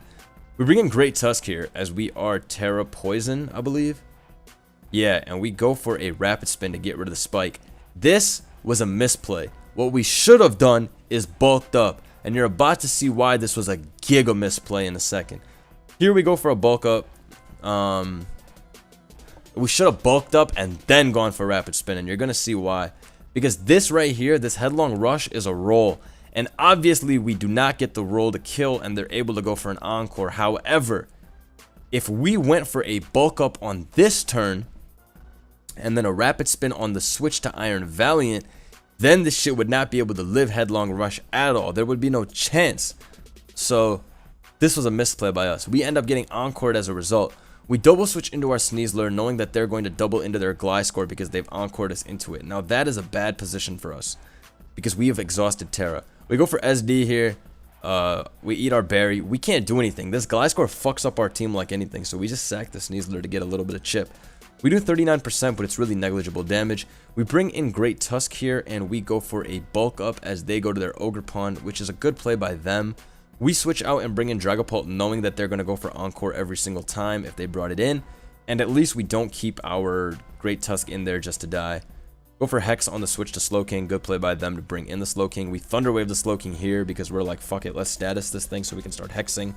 We T-Wave and Hex and KO it. We get a full para, which is fairly lucky for us. King Gambit comes in. Katao Cleave, 80%, does a lot to us, but because our Tusk is a poison type, we know that we need to burn this, and we are able to burn it. E-Trend comes in as they double into Iron Valiant, which is a good play. They close combat, which is a great play by them, so they were able to double into their Iron Valiant and get some utility from that.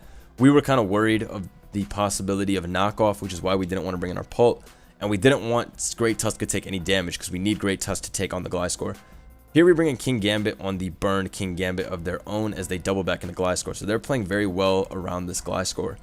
I mean, they're playing very well with this Gliscor to not get swept by any of our threats. So they're doing a great, you know, series of plays. Here we bring in our Great Tusk. We're like, okay, Tusk can probably win from this position as we go for a bulk up. They turn into a Dragon type and go for EQ. We were like, okay, that did a lot, but we should be good. We go for Ice Spinner and it does 43%, revealing to us that this is fully physically defensive. And now we were like, oh shit, we're actually in a worse position than we thought, because they're going to be able to go for another Earthquake on us, and then Sucker Punch is going to kill. So we go for bulk up here, as they predict us there, and they go for Earthquake, and this is honestly just us getting outplayed. There's no other way to describe it. That is simply them, the opponent making the trigger play, and us making our trigger play. But their play was an even crazier trigger, and it worked. So they make the correct play there. Then they switch out here as we bulk up, go for Headlong Rush, sack that, in comes King Gambit. We get bulk up over and over on Sucker Punch. You know what time it is, bruh. It's time for Super Saiyan 3. It's Super Saiyan 3 time. It's time for Great Tusk to sweep his bitch ass. Bulk up again, boy. You know what time it is. Matter of fact, bulk up again, boy. You know what time it is. And now we should definitely attack this turn if I had to go back and change anything. Oh, never mind, I'm ass. We bulked up again. I didn't even know what I was on back then, but it looks like I was better. Anyways, I went too far, and we die. And then we say GG.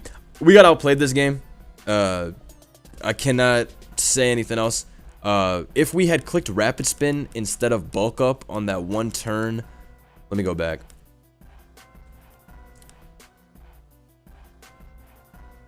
If we click Rapid Spin here, we win the game immediately, because we then bulk up afterwards, and they cannot win this game, especially with Grassy up.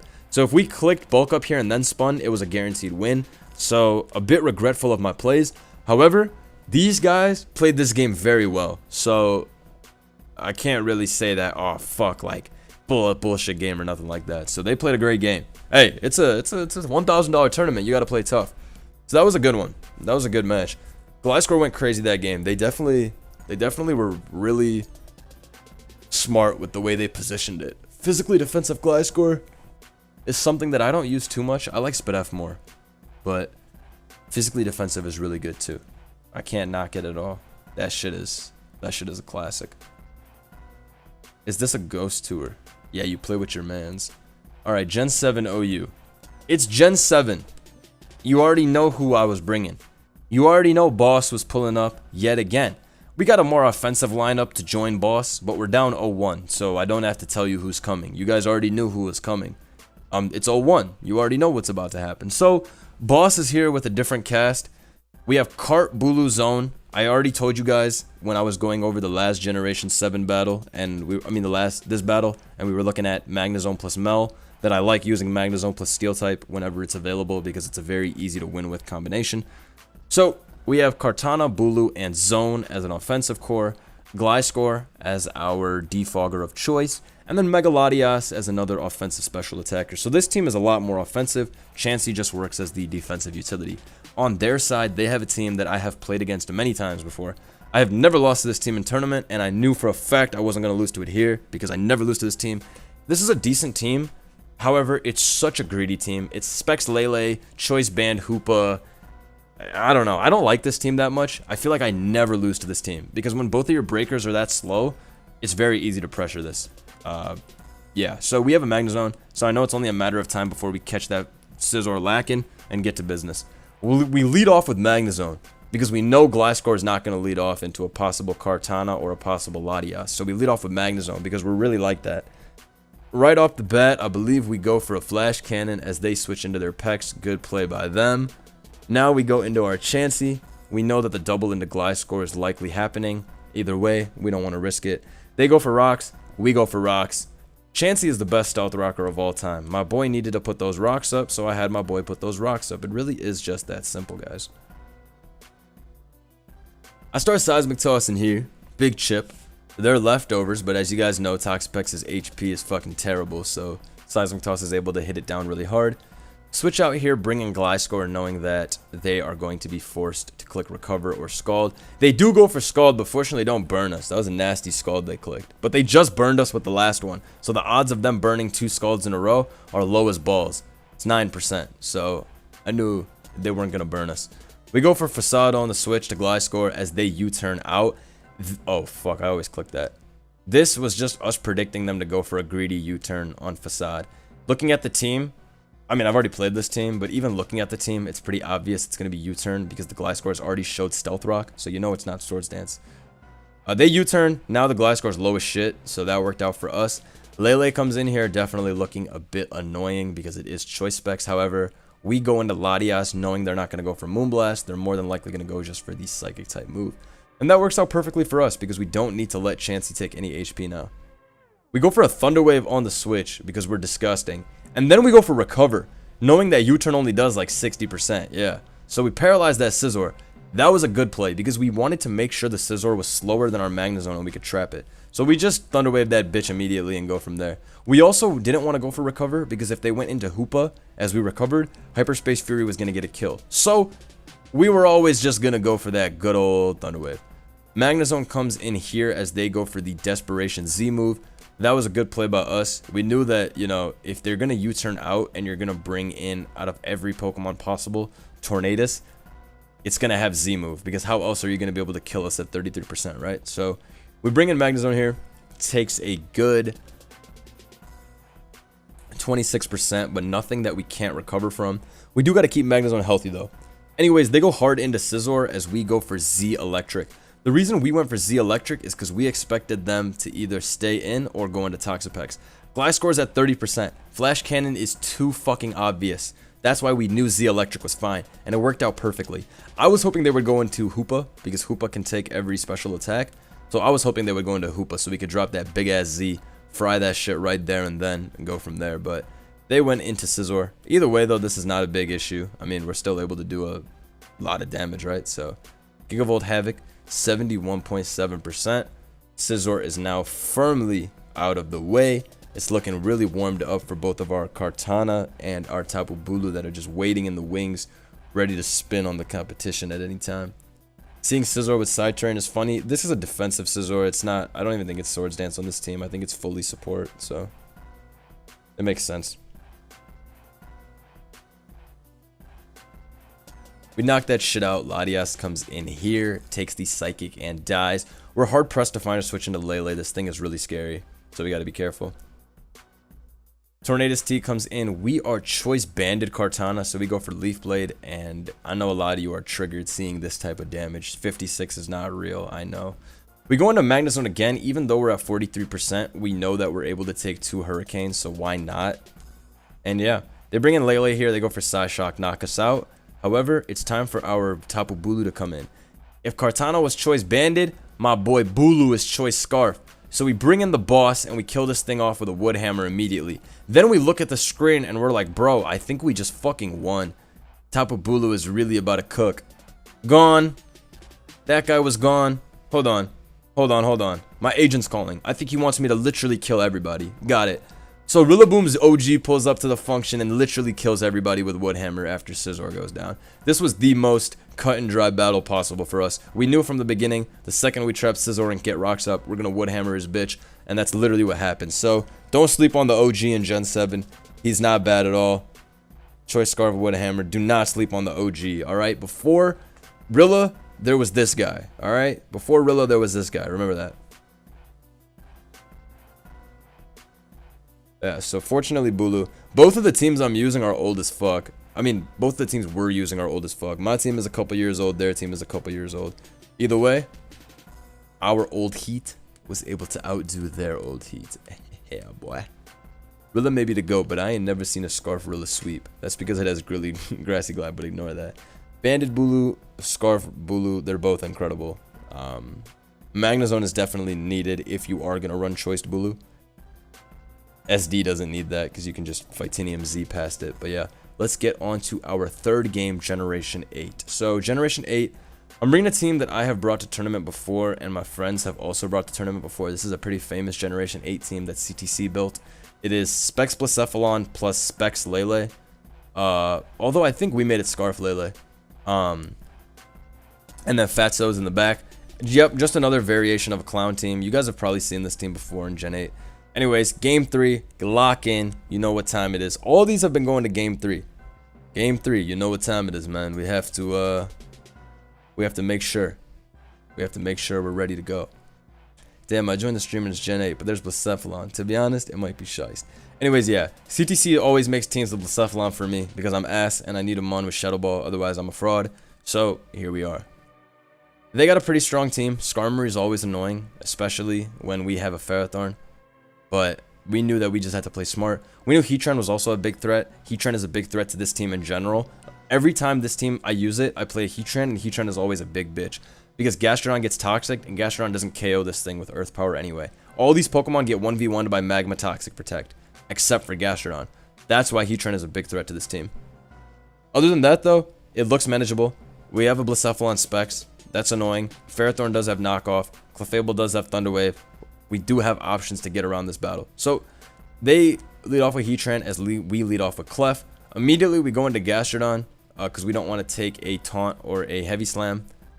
We double right back into our Clef knowing they're going to switch and we want to get our rocks up immediately. We go for Thunder Wave, but we fucking miss, which is fucking annoying because Heatran was the biggest threat to our team, period. Now we bring in our Gastrodon as they go for a Heavy Slam. But we're Helmet plus T-Wave. So if we hit that, we know we're able to do...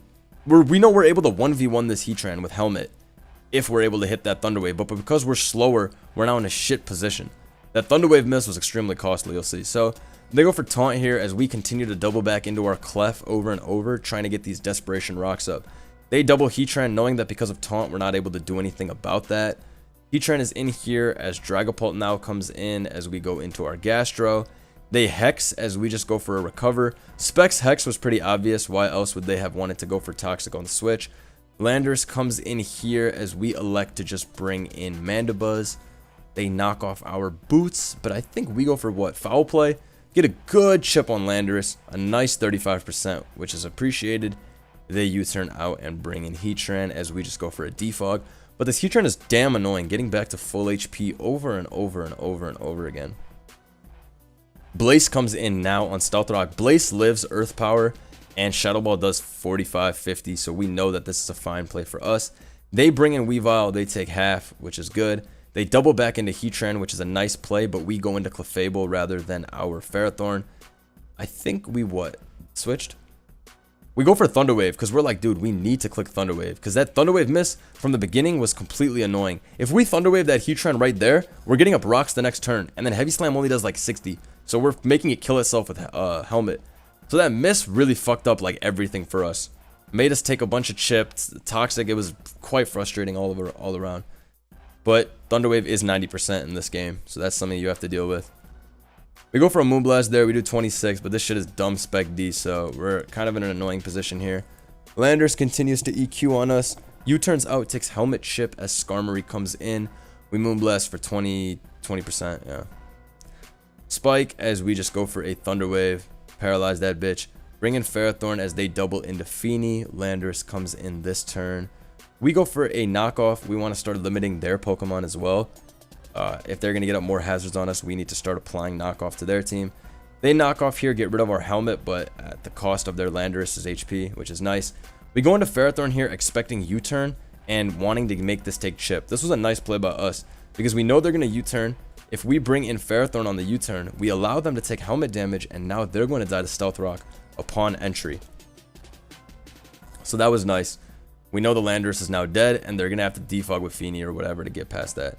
We switch out, and we bring in our Gastrodon. They go for Draco on the switch, predicting that, which was a great play. However, they missed. Misty Terrain was up, though, so that doesn't even kill.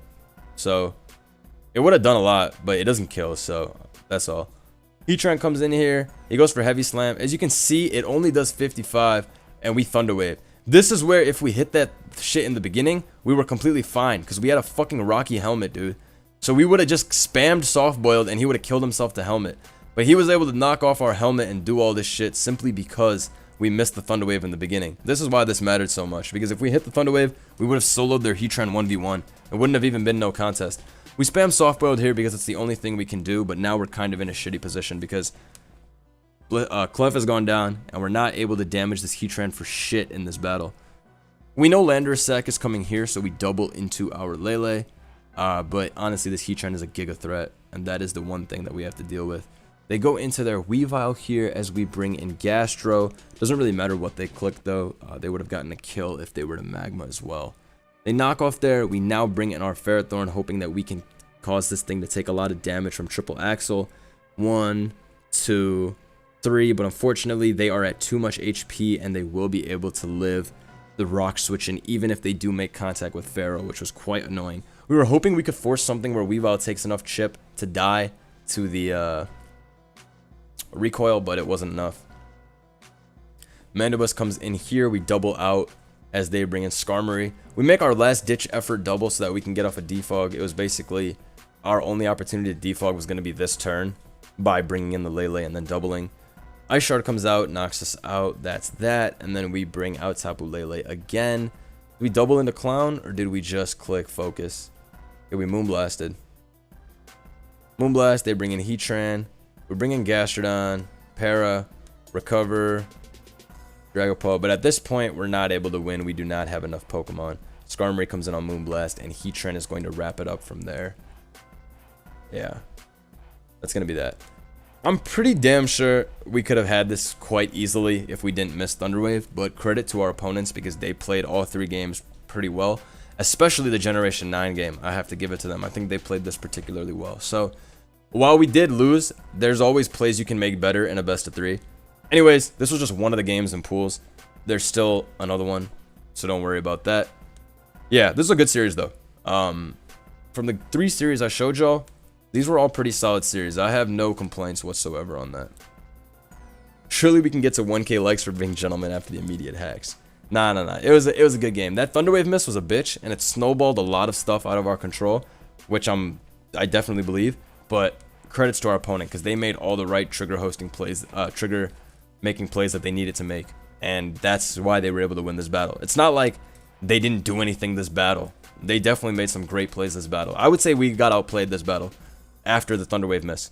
It was definitely difficult, but I would say we got outplayed. So it is what it is. That was this. So that is that. There are still 2 more series for me to show you guys before playoffs. However, I'm tired.